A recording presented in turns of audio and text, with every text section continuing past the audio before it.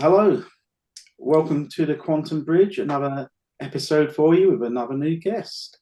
We welcome Mark to the show today. Welcome to the show, Mark. Thank you for joining us. Casper, maybe you'd like to sort of introduce Mark, how we met him and that kind of thing. Quick on the draw as always, my friend. Of course, yeah, that's it. I thought it was quite long, really, before I handed it over. Hello, Gary. Hello, Mark. Mark, you appear to be muted, by the way. You may want to unmute yourself. Oh. He's back in the room. Just a temporary mute while a very generous drink has been delivered. So I don't feel you need to do that, though. Everything as well. Yeah, that's right. I had to get my own. Yeah. Is that Griselle? It is Griselle. She's just wandered upstairs now. Yeah. Hello, Griselle. Good. Okay. All right. So everybody, welcome to the Quantum Bridge. As Gary hopefully said, I can't remember. It was at least 30 seconds ago. And very pleased to have Mark with us, Mark Lewis. Now, Mark, Gary, and myself met Mark at Organity, which is the operation now run by Nat, who was on one of our earlier videos. The whole idea being fresh and local food, organic foods and so on, and that whole thing of community. And obviously it's great that something was genesis by that in terms of the meeting of Mark and others that we've met via that whole community. And we've invited Mark on today. He has very interesting perspectives and history. So before I go on, Mark, because you have got a very, even from childhood, a very sort of interesting way that you've got to the place you're at now, the being that you appear to be, if we think of linear time. Can you give us a little intro to yourself and your journey so far, please? Gosh, I hope this is going to be the most challenging part of the I think it might well be. of our conversation is somehow saying something of myself. Well, I'm living not so far from Casper in the UK now. This is really the first time in my 57 years on this particular round that I've been stationed pretty permanently in the UK. Most of my the earlier chapters of my life were further afield from here. Moved to Switzerland when I was 3, Japan when I was 4, and then really for the next 20 odd years, the Asia Pacific was home: Japan, Hong Kong, Singapore, and then was blown back this way after kind of resisting, and for many reasons which I won't go into, resisting coming back to the UK because my passport has always told me that I'm British, but there was some kind of resistance on coming back here. But anyway, came back late 90s. I guess recognizing that I had to meet the demon that was lurking there in relation to kind of fears I had about just being in the UK. I felt in my younger years a sense of threat here that I wasn't experiencing when I was, let's say, in Japan, Hong Kong places. But so I realized I need to come back and meet that right back in the late 90s.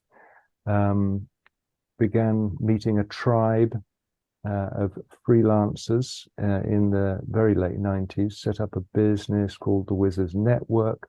The Wizards Network ran for 10 years, 5 beautiful years, 5 pretty challenging years. That then what happened next? Yes, then the Buddhist monastery. So basically life got all a bit complicated and heavy and stuff. So I needed to get out of that particular stream of my own life, and a local Buddhist monastery seemed to be a sensible haven. Checked in there and 5 years or so, mostly monastery based. Met my beautiful wife Grisel, who's upstairs. Yeah.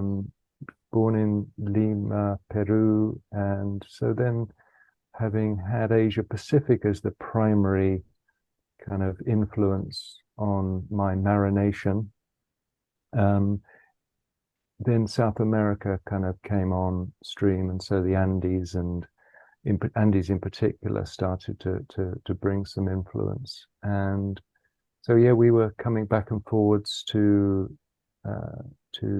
South America, particularly Peru and Ecuador, until COVID. And then COVID shook the tree, decided to put down deeper roots locally. And so now my life is very much plugged into this locality. And so for me, this locality is a 16-mile stretch of the beautifully named Grand Union Canal from Tring in Hertfordshire down to Watford.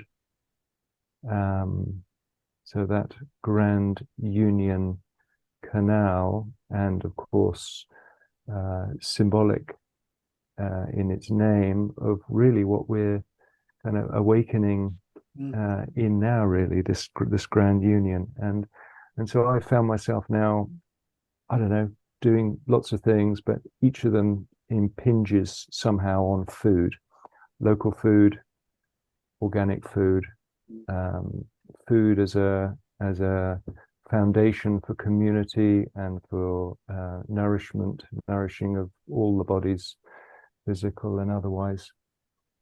And is that enough? It's already quite a lot. It's brilliant. Yeah, it's great, because we were going to be talking about, and we'll come on now to the whole thing of, there's a lot of talk about being sort of stuck in a matrix, an external matrix, and therefore somehow all of us should on some level be feeling this thing of, you need to get out of it, you need to change it, it's time to change the world, and all of those things.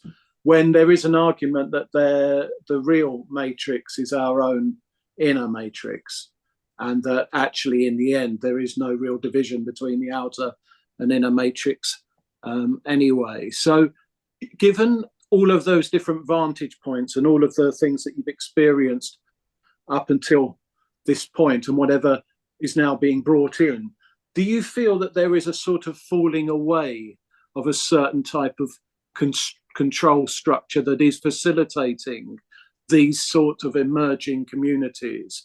Or do you see that there are other reasons perhaps for that? Or are we seeing that simply because our internal sort of machinations and where we sit internally has changed so much that the reflection we're seeing is already a very different world from the one that we all believe, at least, that we were birthed into some 50 odd years ago? Yeah, so I latched on to I think the initial part of your question. Yeah, well, yeah, go from wherever. Which was, is there a sense that something is kind of falling away, dropping away, I think you said. Certainly I'm, I had as an intellectual kind of framing, I had the idea that perhaps this time might come. And so I guess at least since I can't remember when I first kind of came across that idea, but let's just say it was in the early noughties that that kind of idea first landed. And I think it has been very much kind of like a concept and an idea that I had, kind of quietly, secretly hoped I might get to experience at some point. But actually, over this last 3 years,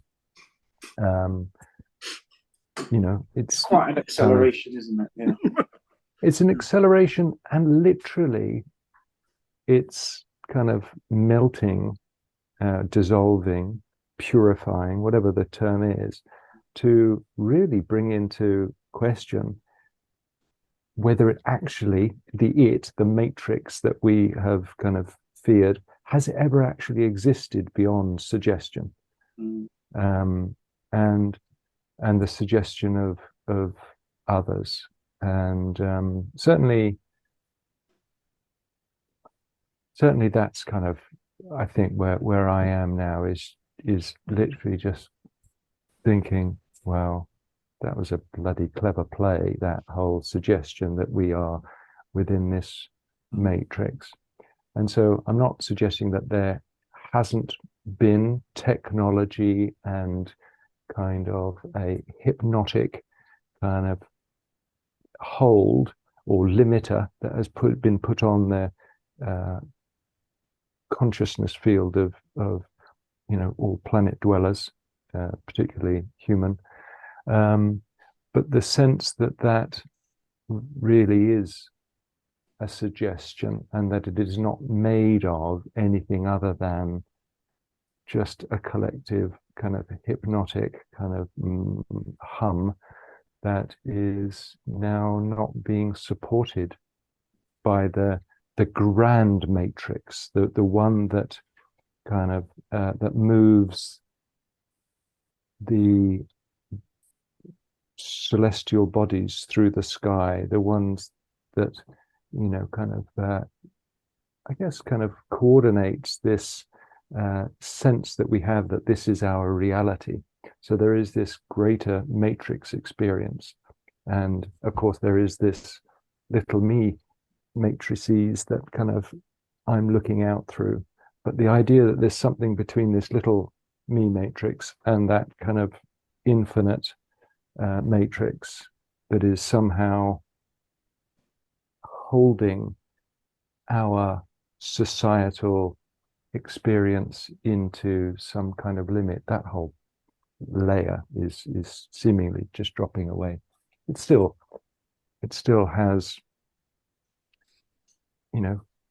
most of the planet in thrall to its suggestion, but I don't think it's going to be around beyond the next few years.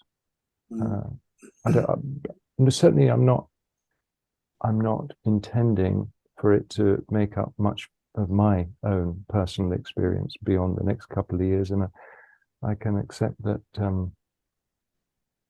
it'll continue to impinge for sure, but nice.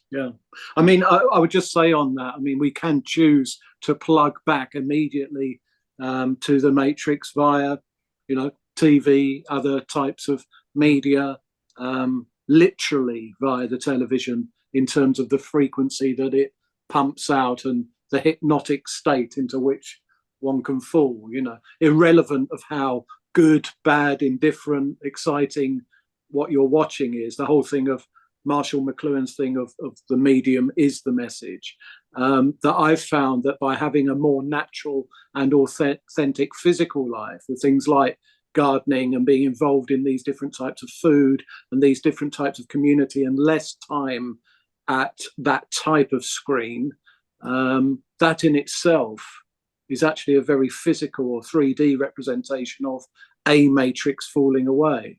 I mean, I don't think that you have much time for consuming external stuff that's handed to us, and much more time of yours is given over to the creation of the world or worlds that you want to see. Would that be fair?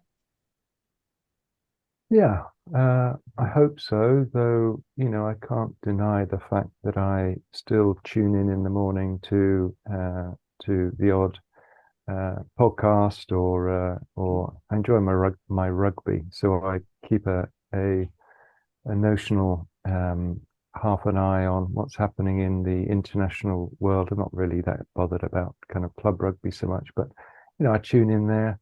But no, I haven't got one of those big things that most people seem to have in their houses, those screen things.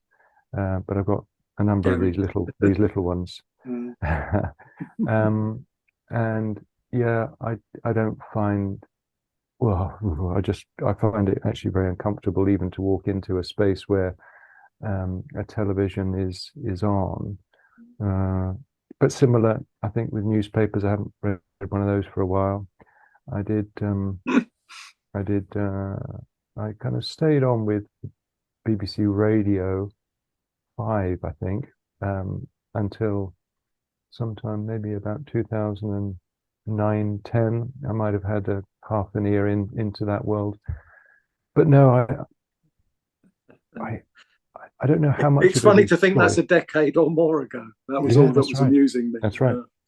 Oh, amazing. Gary, have you got any insights? I mean, this whole thing of feeling, because in our sort of quote unquote the other community that I suppose this channel somewhat falls into, what's often referred to as sort of the truther community, which is a nice idea in many ways. There is this sense that the external world, and not to say I haven't felt this, by the way, just to be clear, I'm not saying I'm immune to this, but the external world, particularly over the last few years, as we touched on, has had such a profound effect that it has made us either hide within or navigate our own internal world to meet that somewhere, and actually probably to discover, is that as powerful as we thought it was? Is this thing that evidently surrounds us, is that actually the be all and end all of this existence for us? I think most of us have found it isn't. How do you feel about this thing of the different matrix gradually melting away?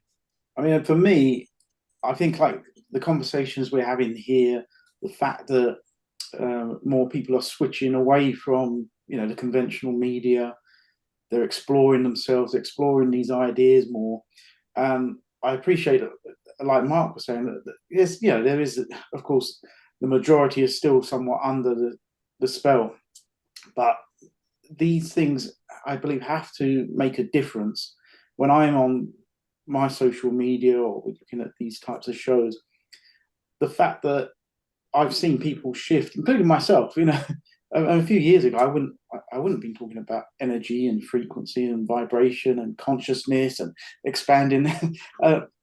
I just think this has to have a snowballing effect, that people are talking about these things a lot more. I don't know how you feel about that, Mark, it's just going to be a gradual continuation until more and more people come on board. It will just seep out into the collective consciousness. I think the potential for that has never been more present and available, for sure. And of course, there is, whatever that force is, or it's still an is, isn't it? Whatever that force is that kind of has been pumping in that suggestion of that existence, and the force that perhaps has engineered the surface population to actively create the tech that has held in place perhaps the suggestion, but also the very real technology that has involved masts and other kinds of limiters over and on top of the energy body that is our great mother. That some of her power points, it would appear, whether by using technology that I don't understand, or using some tech to hold at bay the purity of what it is that's coming forward now, of that kind of the real planetary kind of force. I think it's invariably going to become clearer that kind of that kind of matrix layer, as we have kind of been persuaded exists, that will become less enthralling. But I think the chance of being, kind of subtly drawn into any other little cul-de-sac by that same force, I think is certainly there. Because I think one of the key ideas that has been lent to me that I'm borrowing for a while is the idea that, so whether you accept or reject, so accepting or rejecting, it's basically part of the same infrastructure. So if you accept the suggestion that there is a matrix and that there are, evil dudes somewhere doing whatever. So either if you accept that, or indeed you reject it and you kind of, you actually are acknowledging and kind of somehow empowering, really. So I think, there will still be the temptation by myself, our brothers and sisters, to, as we kind of realize that, hang on, things aren't quite as they, we thought they might have been, to reject. And so the reject will still then keep that force in play, probably for longer than it needs. So that's where I see a lot of people are at the moment. Yeah. So expanding on that, I mean, we did a little show about this, I guess, this sort of revolution and evolution, which one is the preferred thing. So, I mean, do you see, should we get a pitchfork and go and get the guys, or do we use pitchfork to, well, it should be used for and make ourselves sort of self-efficient and leave them behind type of thing? I can't say what anybody else should do. But I know that the pitchfork approach isn't my own, but there might well be those who are here to wield pitchforks and perhaps even more deadly tools and whatever else. But call me a cop-out, I don't know. But I don't feel that that is the tool that I'm to deploy, not at this stage anyway. Who knows what's going to unfold over the coming, months and years. But I think it really is going to be a very, in fact, not only very, completely individual, individual kind of remit that we all are kind of here to enact and to live into being. And I think part of the suggestion, that matrix layer, was that there is somehow a one size fits all, or even there is a correct response to any of this. I think the more we